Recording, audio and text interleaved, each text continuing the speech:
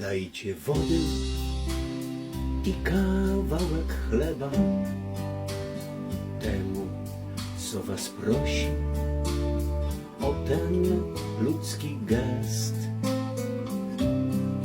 Dajcie ciepła i okrycia skrawek temu, co na dworcu w zimne noce śpi.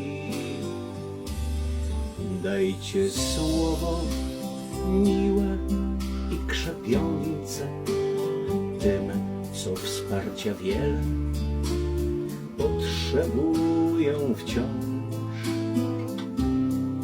Dajcie wszystko, bo dajecie jemu, temu, co wstająca leży w żłobie snów. Przyjdź tu do nas, przyrządzimy jadło, wysprzątamy pokój, nakryjemy stół. Przyjdź tu do nas, chociaż będzie skromnie, to chleb połamiemy, dzieląc go na pół.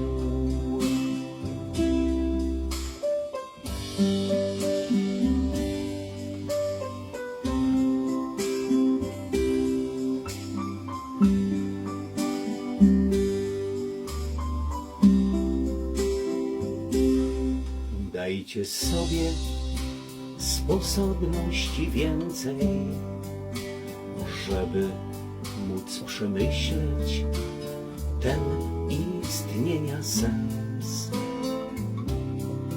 Dajcie sobie taką szansę słyszeć dźwięki, które z serca ciągle dają ton. Dajcie sobie tę możliwość widzieć, że to w każdym z ludzi zamieszkuje Bóg.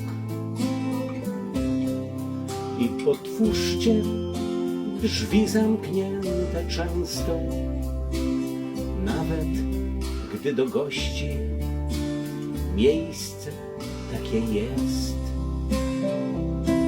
Przyjdź tu do nas, przyrządzimy jadło, wysprzątamy pokój, nakryjemy stół.